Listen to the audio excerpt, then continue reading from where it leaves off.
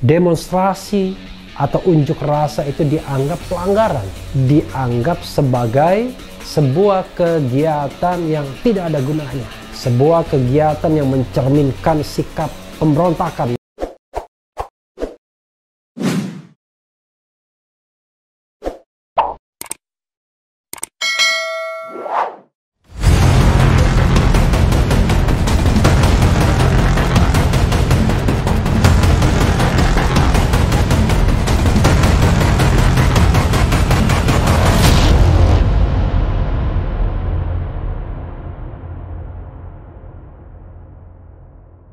Assalamualaikum warahmatullahi wabarakatuh, Sobat RH sekalian. Jumpa lagi kita di channel yang keren ini, Keren Cadas. Kali ini saya mau menguber berita soal Megawati ya, menarik ini ya. Megawati mengomentari Jokowi ya, luar biasa kan? Beritanya sebagaimana dilansir CNN Indonesia ya. Mega minta Jokowi tak manjakan milenial. Apa sumbangsihnya? Luar biasa ya kan? Oke, kita bacakan ya. Jakarta, CNN Indonesia. Ketua Umum PDI Perjuangan Megawati Soekarno Putri meminta Presiden Joko Widodo untuk tak memanjakan generasi milenial sambil mempertanyakan sumbangsih mereka bagi bangsa. Saya bilang ke Presiden, jangan dimanja. Dibilang generasi kita adalah generasi milenial. Saya mau tanya hari ini, apa sumbangsihnya generasi milenial yang sudah tahu teknologi seperti kita bisa viral tanpa bertatap langsung? Apa sumbangsih kalian untuk bangsa dan negara ini? Kata dia dalam acara peresmian kantor DPP PDIP secara virtual Rabu 28 Oktober, Hari Sumpah Pemuda ya. Megawati pun menyinggung aksi demo yang justru berujung pada perusakan sejumlah fasilitas umum. Diketahui dalam aksi demo tolak Undang-Undang Omnibus Law beberapa waktu terakhir ini berujung dengan kericuan dan perusakan. Ini bahasa Indonesianya kurang bagus ya. Mestinya tidak pakai kata dalam. Nah, jadi langsung saja aksi demo tolak Undang-Undang Omnibus Law beberapa waktu terakhir ini berujung dengan kericuhan ya, dan perusakan. Di wilayah Jakarta misalnya, sejumlah halte bus Transjakarta dan pos polisi bahkan dibakar oleh massa. Menurut Megawati, aksi demo memang diizinkan oleh undang-undang. Apalagi lanjutnya sejak reformasi, Indonesia telah masuk ke dalam iklim demokrasi. Sebelumnya enggak berarti ya. Oke. Namun Megawati menegaskan bahwa aksi demo yang berujung perusakan itu tidak diatur dalam aturan hukum. Ya enggak mungkin juga ada hukum yang mengatur mengenai perusakan ya, membolehkan. Tapi adakah jawab aturannya bahwa demonstrasi itu untuk merusak? Ya enggak lah, enggak ada. Kalau ada orang-orang bilang ada bu, mana dia? Sini kasih tahu sama saya, ucap Megawati. Dalam dunia manapun enggak ada yang namanya demonstrasi boleh merusak. Dalam sambutannya, Megawati kembali menyinggung bahwa jika ada kebijakan pemerintah yang dianggap kurang tepat, sebaiknya disampaikan ke DPR, bukan justru melakukan aksi demo. Belum tentu ya, belum tentu juga cocok dengan pendapat ini. Yang mau demo-demo, ngapain sih kamu demo-demo? Kalau enggak cocok, pergi ke DPR. Di sana ada yang namanya rapat dengar pendapat, itu untuk terbuka bagi aspirasi kalian, ujarnya. Faktanya kan tidak. Paling tidak ada 5 produk undang-undang yang ditengarai justru tidak terbuka, tidak transparan, tidak partisipatif, tidak objektif, tidak akuntabel. 1. Undang-Undang KPK pada masa akhir pemerintahan Jokowi menjadi Undang-Undang nomor 19 2019. Banyak protes, ada demo segala, tapi tidak digubris. Dan itu saya pernah mendengar dari salah seorang anggota DPR, tidak dibahas sama sekali. Boro-boro mau menjaring aspirasi masyarakat, tiba-tiba disahkan begitu saja. Yang kedua adalah undang-undang tentang Mahkamah Konstitusi. Begitu juga. Tiba-tiba ada perpanjangan jabatan hakim konstitusi 15 tahun dari sebelumnya 5 tahun. Atau pensiun 70 tahun. Dan semua hakim saat ini dianggap memenuhi syarat semuanya. Yang ketiga, undang-undang minerba. Yang menyebabkan konglomerat tambang bisa menguasai tambang yang harusnya kembali kepada negara untuk 20 tahun ke depan lagi.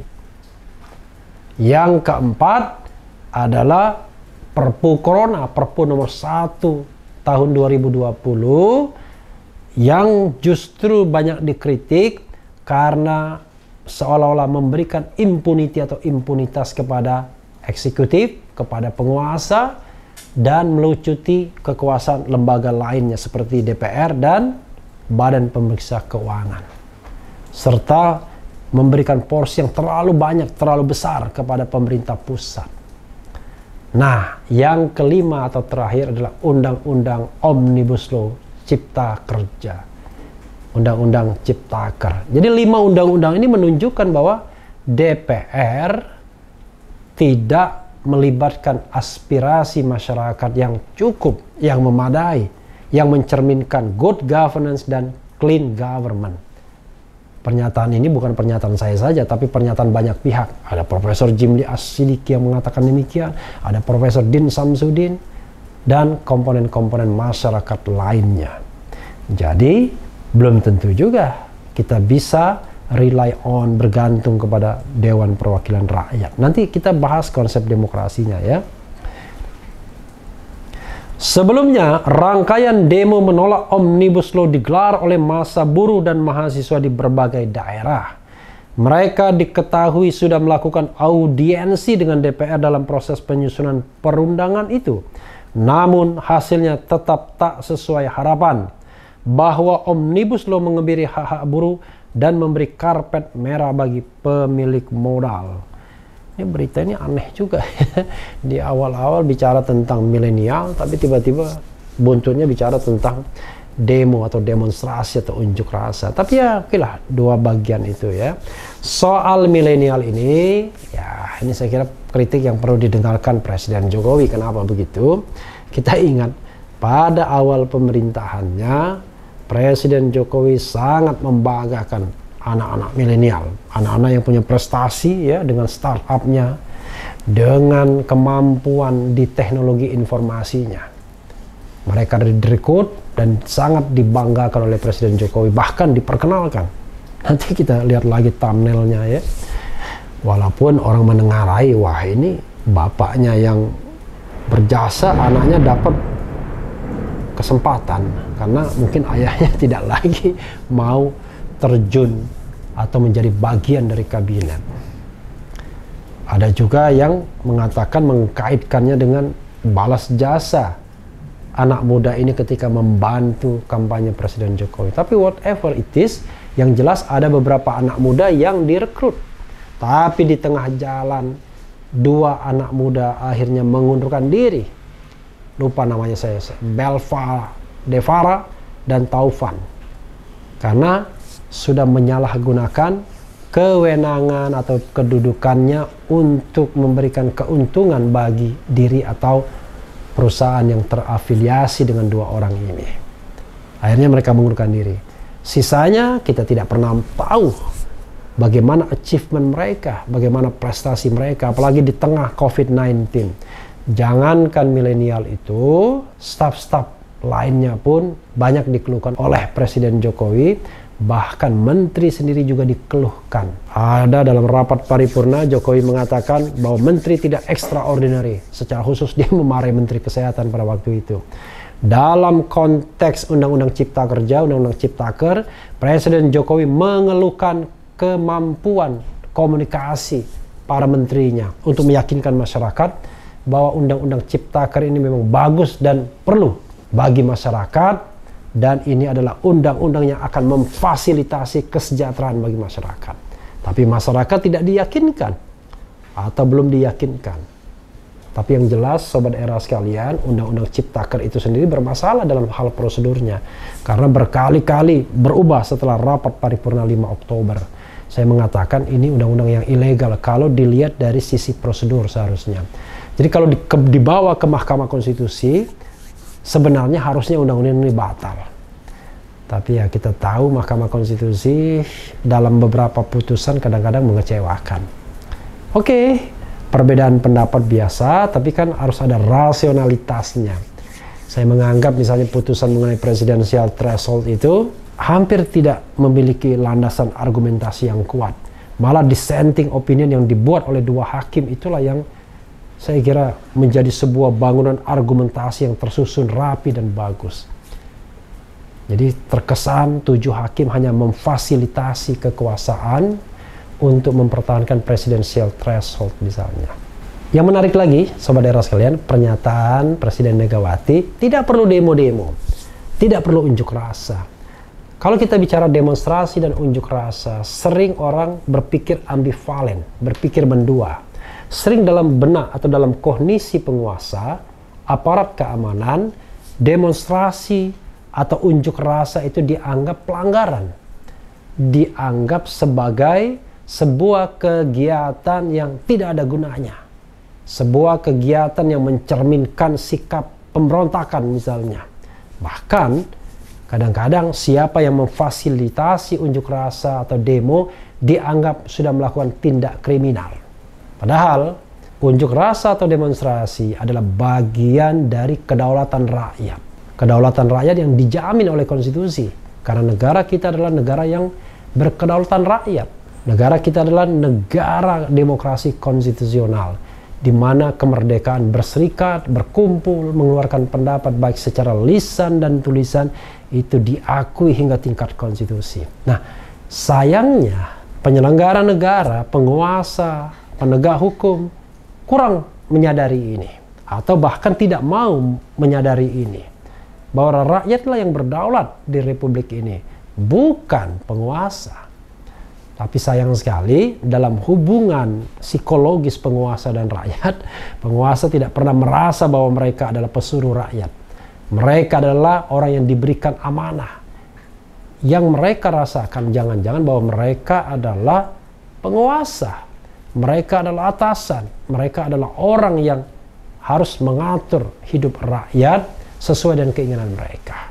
Padahal keinginan mereka dibatasi oleh konstitusi, terutama untuk melindungi, mensejahterakan dan mencerdaskan rakyat, sobat RH sekalian. Kalau dikatakan soal ekses, kerusuhan, demo misalnya, termasuk perusakan fasilitas publik, saya pun tidak setuju. Saya pun tidak setuju ada demonstrasi yang merusak fasilitas publik. Ada demonstrasi yang membakar, ada demonstrasi yang katakanlah menyebabkan kerusuhan di mana-mana. Dan itu harus dicari penyebabnya. Jangan menghilangkan esensi untuk berdemokrasi. Kalau saya mengatakan, kalau terjadi kerusuhan di dalam sebuah aksi unjuk rasa atau demonstrasi, maka ada beberapa pihak yang justru harus kita ajukan pertanyaan. Pertama, para penegak hukum. Mereka tenaga keamanan. Apakah mereka sudah menjalankan perannya untuk menjaga keamanan unjuk rasa itu dengan baik atau tidak? Itu satu. Yang kedua, apakah ada bagian dari kekuasaan yang justru berkepentingan agar sebuah aksi unjuk rasa itu benar-benar rusuh? Karena ada legitimasi untuk mengatakan bahwa aksi unjuk rasa itu tidak benar. Atau mungkin juga ada elemen-elemen masyarakat yang ingin berimajinasi negara chaos. Jadi soal kerusuhan itu harusnya disikapi oleh penyelenggara negara, terutama aparat keamanan, dengan katakanlah misalnya memperketat atau melancarkan komunikasi agar demonstrasi tidak mudah disusupi. Kerjasama antara mereka yang menyelenggarakan unjuk rasa dengan aparat keamanan. Komunikasi secara baik. Sama-sama menghargai peran mereka. Toh mereka sesungguhnya sedang menjalankan peran masing-masing. Para pengunjuk rasa menjalankan peran konstitusional dia, menjalankan kedaulatan rakyatnya. Sementara penegak hukum menjalankan tugas dan tanggung jawabnya untuk mengamankan fasilitas publik, mengamankan manusia dari kemungkinan luka bahkan kehilangan nyawa. Tetapi kalau dua kelompok ini dibenturkan, yang terjadi adalah barangkali ada kelompok-kelompok lain di belakang aksi unjuk rasa tersebut yang tertawa, dan sangat mungkin bisa dari unsur yang justru saling punya kepentingan yang berbeda. Jadi saudara sekalian, sekali lagi kita harus menjernihkan makna kedaulatan rakyat, menjernihkan makna demonstrasi dan unjuk rasa. Itu bukan perbuatan haram, itu perbuatan halal dan bahkan dilindungi konstitusi. Tapi kalau ada kerusuhan, maka tangkaplah mereka yang melakukan kerusuhan tersebut, bukan orang-orang yang berunjuk rasa atau berdemonstrasi, atau kelompok-kelompok yang mendukung unjuk rasa dan demonstrasi itu. Karena itu adalah bagian dari kebebasan menyatakan pendapat. Nah, sayangnya terakhir-terakhir ini saya merasa penyelenggara negara, aparat keamanan tidak membedakan mana yang genuine untuk berunjuk rasa dan mendukung tindakan-tindakan unjuk rasa tersebut, karena itu bagian dari demokrasi dan konstitusi, mana yang kemudian mereka yang memang sengaja merusak unjuk rasa itu dengan kerusuhan-kerusuhan. Saudara sekalian, mudah-mudahan negara ini terpelihara demokrasinya, karena akhir-akhir ini demokrasi kita seperti sangat sumpek. Rakyat mulai takut bicara, takut diperkarakan. Dan saya berharap juga Presiden Jokowi tidak menjadi presiden yang meninggalkan legacy membuat demokrasi kita menjadi regresif setelah kita munculkan kembali pada tahun 98 dengan ditandai dengan korban yang banyak, termasuk korban nyawa mahasiswa. Doa kita semua akan jauh lebih baik. Yang penting tetap di channel ini, karena di channel ini Anda akan dirayu, ditipu, dibaperin, dicecar, diuber pula di jalur khusus. Karena channel ini adalah channel yang mengancam, memeras, dan membenci. Jangan lupa subscribe, like, comment, and share.